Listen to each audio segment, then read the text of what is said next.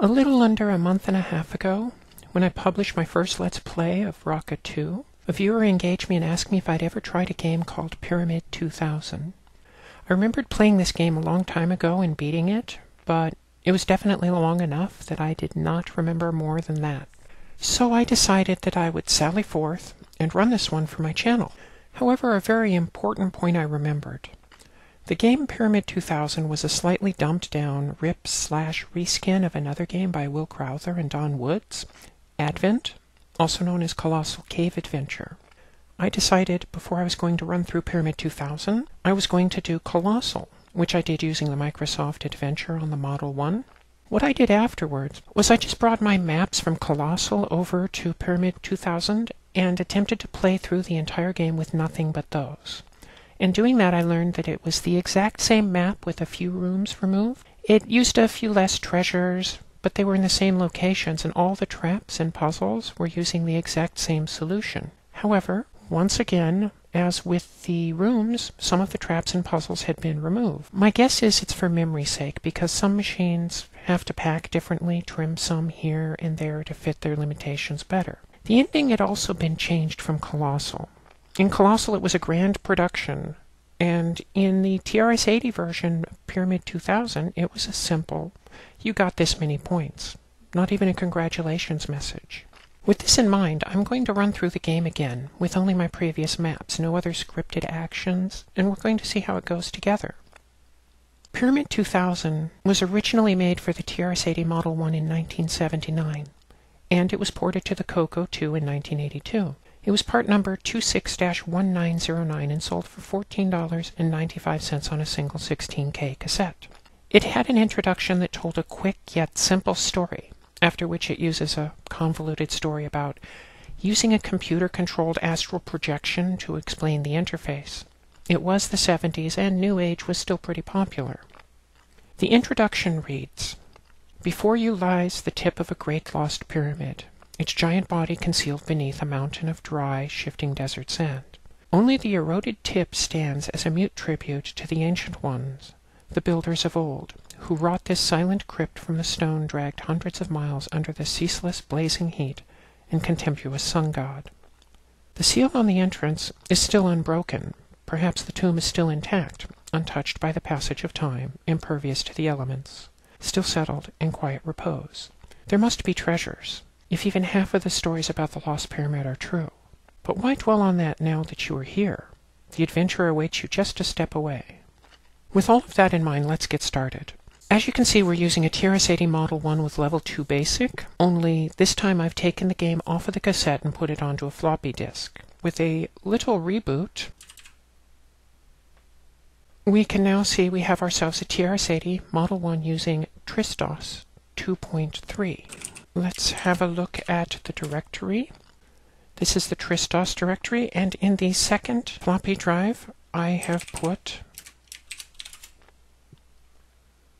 Pyramid 2000. To boot it is very simple. Instead of the cassette, which has all those different steps,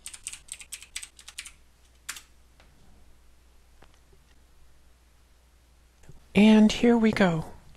Welcome to Pyramid. You are standing before the entrance of a pyramid. Around you is a desert. Let's go in the entrance of the pyramid. You are in the entrance of the pyramid. A hole in the floor leads to a passage beneath the surface. There is a shiny brass lamp here. There is food here. There is a bottle here. There is water in the bottle. Let's get the lamp, because you almost always need the lamp.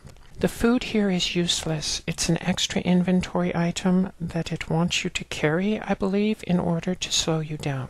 We do need the bottle, which has the water, and I believe the water is taking up an extra inventory slot, but for the time we're playing, that will not be an issue. Something about this game that is taken directly from Colossal Cave Adventure is this entrance room is the same place with the same items that we have to bring the treasures back to in order to get our score. Let's turn our lamp on.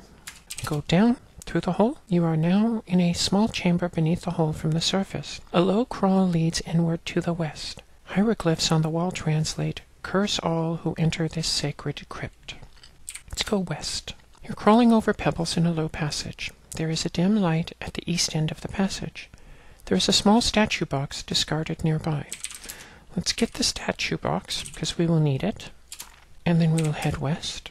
You're in a room filled with broken pottery shards of ancient Egyptian crafts. An awkward corridor leads upward and west. A 3-foot scepter with an ankh on an end lies nearby. We need this, but not yet. It will get in the way of the next 2 rooms over. You're in an awkward sloping east-west corridor. You're in a splendid chamber 30 feet high. The walls are frozen rivers of orange stone. An awkward corridor and a good passage exit from the east and west sides of the chamber. A statue of the bird god is sitting here. We need to get the bird god statue and then head back east. Remember the scepter? The reason we did it this way was because if you had the scepter with you and you tried to grab the bird god, it would sprout wings and fly away. Let's head west again. West back, this is where we got the bird. At your feet is a small pit breathing traces of white mist. An east passage ends here except for a small crack leading on. Rough stone steps lead down the pit. So let's go down. You are at one end of a vast hall stretching forward out of sight to the west. There are openings to either side. Nearby, a wide stone staircase leads downward. The hall is very musty, and a cold wind blows up the staircase. There is a passage at the top of a dome behind you. Rough stone steps lead up the dome. Let's go south. This is a low room with a hieroglyph on the wall. It translates, "You won't get it up the steps." There is a large sparkling nugget of gold here. So let's get the gold, and then head north again. If we were to try and go up the dome, it would not let us carry the gold with us. Before we head north, which is our destination, we're going to head west on the east bank of a bottomless pit stretching across the hall. The mist is quite thick here, and the pit is too wide to jump. Let's drop the scepter here, and then head back east. We will need the scepter there eventually, so it's better to just bring it down and drop it instead of having to go back and get it again. Now I said we were going to go north eventually, and we are in the Pharaoh's chamber with passages off in all directions. A huge, green, fierce serpent bars the way. Again, the fierce serpent comes from Colossal Cave Adventure, as does the solution, which is throw the bird. The bird statue comes to life and attacks the serpent in an astounding flurry, drives the serpent away. The bird turns back into a statue. We do not need the statue anymore, and we do not need the box anymore. So we are going to drop the box. Now let's go south. We are in the south side chamber. Get the diamonds. Go north. You are in the Pharaoh's chamber with passages off in all directions. There is a small statue box discarded nearby. A statue of the bird god is sitting here. Suddenly, a mummy creeps up behind you. "I'm the keeper of the tomb," he wails. "I take these treasures and put them in a chest deep in the maze." He grabs your treasure and vanishes into the gloom. If you went through Colossal Cave Adventure with me, you would remember the pirate coming and taking the treasures, and then carrying them off to a place in the maze. This is the same thing. And we will get these treasures back. Let's check our inventory. We're still carrying the lantern, the bottle, and water in the bottle. Now we go west. We are in the West Throne Chamber. A passage continues west and up from here. There are many coins here. Let's get the coins. Even though we could go west, there is no reason to go west. You are in the Pharaoh's chamber with passages off in all directions. There is a small statue box discarded nearby. A statue of the bird god is sitting here. We are going to go north again. You are in a low north-south passage at hole in the floor. The hole goes down to an east-west passage. There are bars of silver here. Get the silver, and then let us head north again. We could go west, but there is no reason to yet. You are in a large room with a passage to the south and a wall of broken rock to the east. There is a panel on the north wall. Go in the panel. You're in the entrance to the pyramid. A hole in the floor leads to a passage beneath the surface. There is food here. As you can see, we have returned to the starting area. This is similar to using Zizzy, so let us drop the silver.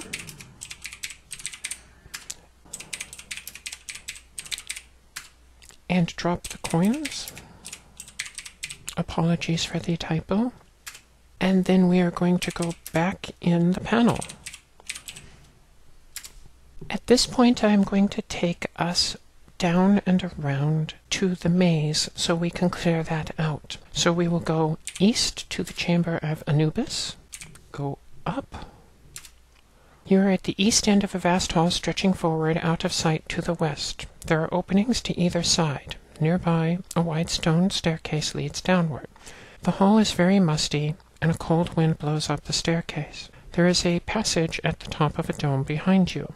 Rough stone steps lead up the dome. I am sure you have quickly figured out that I have just shortcutted us back to the area where we could not go up the stairs, so we are going to go west. And we're on the east bank of a bottomless pit stretching across the hall. The mist is quite thick here, and the pit is too wide to jump. A 3-foot scepter with an ankh on an end lies nearby. So let's get the scepter, and just like the rod from Colossal, we wave the scepter. A stone bridge now spans the bottomless pit. I am going to go west. You are now on the west side of the bottomless pit in the Hall of Gods. A stone bridge now spans the bottomless pit. There is precious jewelry here. Let's get the jewelry and drop the scepter. Now we are going to go north.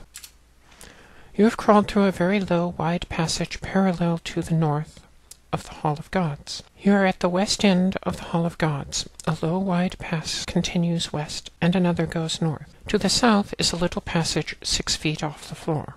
Since we are going to the maze, we want to go south. You're in a maze of twisty passages, all alike. We are going to go east. You're in a maze of twisty passages, all alike. South. You are in a maze of twisty passages, all alike. South. You are in a maze of twisty passages, all alike. North. I just undershot by one here. We're going to go south again, and we're in a maze of twisty passages, all alike. And now we go north. A maze of twisty passages, all alike. Go east. You're on the brink of a large pit. You could climb down, but this you would not be able to climb back up. The maze continues on this level. Let's go east again. You're in a maze of twisty passages, all alike. And just like Colossal Cave, we go northwest. Dead end. There is a large sparkling nugget of gold. There are diamonds and the Pharaoh's treasure chest. So let us get these treasures that were stolen from us. Get the gold. Get the diamonds. And then we get the treasure chest. So now our next step is to get out of the maze without getting lost. So we are going to go southeast, north, west, west, west, east, east, west, and up. And we are at the west end of the Hall of Gods. A low, wide pass continues west and another goes north. To the south is a little passage 6 feet off the floor. We are going to take our treasures back to the entrance, and we do that by going east on the west side of the bottomless pit in the Hall of Gods. Remember the stone bridge that we waved the scepter for? Let's get the scepter again, just to bring it with us. And we will go east across, and we are on the east bank of the bottomless pit. We're going to go east again to the room where we could not go up the steps. We will go north to the Pharaoh's chamber. This is where we fought the serpent, and the statue box and the bird statue are still sitting here. And we're going to go north into the low north-south passage at hole in the floor. The hole goes down to an east-west passage. This is where we got the silver bars. And then we will go north again to the large room with a passage to the south and a wall of broken rock to the east. There's the panel in the north wall. We'll go in the panel again, and we're back in the entrance. Again, see, we are carrying a lantern, a scepter, the bottle with water, but we have a nugget, diamonds, jewelry, and the treasure chest. So we wish to drop the nugget, which is drop gold. Then we want to drop diamonds. drop the jewelry, to drop the chest. Every time we make a motion of any kind, it counts as a turn, so even checking the inventory counts as a turn in this game. From here, our next step is to head to another floor that we have not been to yet. So we want to go in the panel, which takes us back to the large room, and then we go south back to where we got the silver, and from there we want to go down through the hole. You're in a dirty, broken passage. To the east is a crawl, to the west is a large passage. Above you is a hole to another passage. We are going to target the eggs again, and in order to do that we have to go through a number of steps. So we will go west. We're in a room of Bess, whose picture is on the wall. There is a big hole in the floor. There is a passage leading east. We will go down. We're at a complex junction. A low hands and knees passage from the north joins a higher crawl from the east to make a walking passage going west. There is also a large room above. The air is damp here. Let's go west. You're in the Chamber of Horus, a long east-west passage with holes everywhere. To explore at random, select north, south, up, or down. We're going to go west again. You're at the east end of Two-Pit Room. The floor here is littered with thin rock slabs, which make it easy to descend the pits. There is a path here bypassing the pits to connect passages east and west. There are holes all over, but the only big one is on the wall directly over the west pit where you can't get to it. We're going to go west again. You're at the west end of Two-Pit Room. There is a large hole in the wall above the pit at this end of the room. Let's go down. You're at the bottom of the west pit in the Two-Pit Room. There is a large hole in the wall about 20 feet above you. There is a tiny plant in the pit murmuring, "Water, water." Now, it took me a while to figure out the exact term to use here because water plant was not working. Instead, you have to pour the water. The plant spurts into furious growth for a few seconds. There is a 12-foot beanstalk stretching up out of the pit, bellowing, "Water, water." So we are going to backtrack some, which I will just go ahead and do. East end of Two-Pit Room, the Chamber of Horus, the complex junction, head back up to the room of Bess, and go east to the dirty broken passage. This is where we came into this floor. So we will go east again, and we are on the brink of a small, clean, climbable pit, a crawl leading west. There are a lot of pits in this place, yes? Let's go down. You're at the bottom of a small pit with a little stream, which enters and exits through tiny slits. I have not tried Get Water. I know that Fill Bottle works. Now let's head back up into the small, clean, climbable pit brink. We will head west to the dirty, broken passage. West again to the room of Bess. Go down to Complex Junction. Head west through the Chamber of Horus. West to the east end of Two-Pit Room. West again to the west end of Two-Pit Room. Go back down to the plant, which is in the bottom of West Pit in Two-Pit Room, and pour water again. The plant grows explosively, almost filling the bottom of the pit. There is a gigantic beanstalk stretching all the way up to the hole. We want to climb the plant. One of the puzzles that was removed from the game was the rusty door, so we do not need to go and find a place where we can get oil. We just climb the plant and scurry through the hole at the top. You're in a long, narrow corridor stretching out of sight to the west. At the eastern end is a hole through which you can see a profusion of leaves. So we want to go west. You're in the Chamber of Osiris. The ceiling is too high up for your lamp to show it. Passages lead east, north, and south. There is a large nest here full of golden eggs. Get the eggs. We want to head north. You're in the Chamber of Nekbet, a woman with the head of a vulture wearing the crown of Egypt. A passage exits to the south. There is a jewel-encrusted key here. We get the key. The key will behave the exact same as the trident did in Colossal. And we are going to head back now. I'm going to take us all the way back to Complex Junction. So we go south into the Chamber of Osiris, south again, to the long narrow corridor stretching out of sight to the west. We will go down. This is where we climbed up the plant, and then we go up again, which puts us in the west end of Two-Pit Room. We will go east to the east end of Two-Pit Room, to the Chamber of Horus, and east again to Complex Junction, where we will head north. You're in a large room with ancient drawings on all walls. The pictures depict Atum, a pharaoh wearing the double crown. A shallow passage proceeds downward, and somewhat steeper one leads up. A low hands and knees passage enters from the south. There is a sarcophagus here with its cover tightly closed. I do not know how to spell sarcophagus very well. Open sarcophagus. A glistening pearl falls out of the sarcophagus and rolls away. The sarcophagus snaps shut again. So we go down into the long sloping corridor with ragged walls, and down to the cul-de-sac about 8 feet across. Off to one side lies a glistening pearl.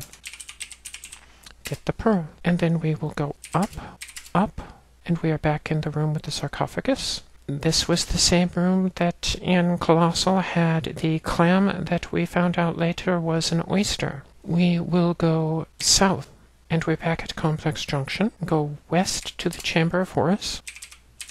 Or we will save the inventory for a moment. The Chamber of Horus has multiple exits, and learning them was not that hard. You just have to keep trying them over and over until you get the answer that you wish. We are going to head north the first set, and we go straight to the Chamber of High Priest, which is nice. We did not have to repeat it. Ancient drawings cover the walls. An extremely tight tunnel leads west. It looks like a tight squeeze. Another passage leads southeast. There is a delicate, precious vase here. We are not going to get the vase yet. Let's do our inventory. We need to drop the lamp, drop the scepter, drop the pearl, drop the bottle. We do not need the bottle anymore. Drop the key, and drop the eggs. And now we should be able to head west through the tight squeeze. You're in the High Priest treasure room lit by an eerie green light. A narrow tunnel exits to the east. There's an emerald here the size of a plover's egg. Let's go east again. We go through the tight tunnel back to the Chamber of the High Priest, and we have all these items that we need. So let's get the lamp again. Let's get the pearl. Let's get the vase. Let's get the key. And get the eggs. Checking again, the only thing we have left on the floor is the scepter and the bottle. In order to get out of here, we need to go southeast, and we are back in the Chamber of Horus. Next, we need to get to the priest bedroom, which you go up. You have crawled around in some little holes and wound up back in the main passage. You're in the Chamber of Horus, a long east-west passage with holes everywhere. To explore at random, select north, south, up, or down. And now we are in the priest's bedroom. The walls are covered with curtains, a floor with a thick pile carpet. Moss covers the ceiling. A small velvet pillow lies on the floor. So we get the pillow. Now we go west to get back to the Chamber of Horus, along the east-west passage with holes everywhere. To explore at random different ways we can go. In order to get rid of the random element, we are just going to go east to Complex Junction, and then go east again. You're in the underworld, Antroom of Seeker. Passages go east, west, and up. Human bones are strewn about on the floor. Hieroglyphs on the wall roughly translate to those who proceed east may never return. There are a few recent issues of Egyptian Weekly magazine here. Let's get the magazines. They are completely useless in this game, but we're going to get them and bring them with us anyway. We are not going to go east into the land of the dead. That is extremely hard to get back out of. It is not really a maze so much as I think it chooses a random direction, north, south, east, west, up, or down, and you try to guess, and eventually you will find your way out. Instead, we are going to go up, back to Complex Junction, go back up to the room of Bess, and then we go east back to Dirty Broken Passage, which was the room we initially entered this floor on, and then we go up again, and we are in a low north-south passage at hole in the floor, where the hole goes down to an east-west passage. We head north, and we are in a large room with a passage to the south, and a wall of broken rock to the east. There is a panel on the north wall. I am sure you remember the panel. Here at the entrance to the pyramid, a hole in the floor leads to a passage beneath the surface. There's the food, nugget of gold, the diamonds, the bars of silver, the precious jewelry, and the many coins, as well as the pharaoh's chest. We are now going to add to that list of treasures. Just like in Colossal Cave Adventure, the first thing you want to drop is the pillow. If you drop the vase before you drop the pillow, it's going to shatter and you cannot get high score. Let's drop the pearl. Drop the emerald. Drop the vase. See how it is resting delicately on a velvet pillow? Drop the key. And drop the eggs. To check our inventory, we just have the brass lantern and Egyptian weekly. Now we check our score, and we scored 220 out of a possible 220 using 174 turns. That is high score, and as you can see, there is no congratulations message or anything, just you scored 220 out of a possible 220.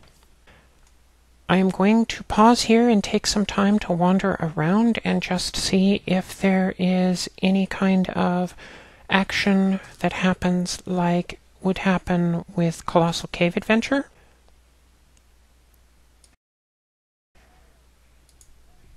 Instead of wandering around, I chose to just spend the time dropping the lamp and getting the lamp, passing turns. And as you can see, I have used a large number of turns and there has been no change. So we are just going to assume that that is the end of the game with no congratulations, no fanfare, nothing. And since that is the end of the game, we're going to wrap things up here. I previously had a request to do this game, Pyramid 2000, and I will also be doing it on the Coco. I still have a request for Zork from someone, but it will be a little while before I get around to that one still. As always, feel free to share this with anyone. People you know, people you do not know, someone who may be interested in this topic, maybe someone you would like to get interested in the topic. I do not know. I try to make these so that everyone should be able to have access to them. You also can feel free to subscribe if you would like. I do not mind. In fact, it would make me kind of happy.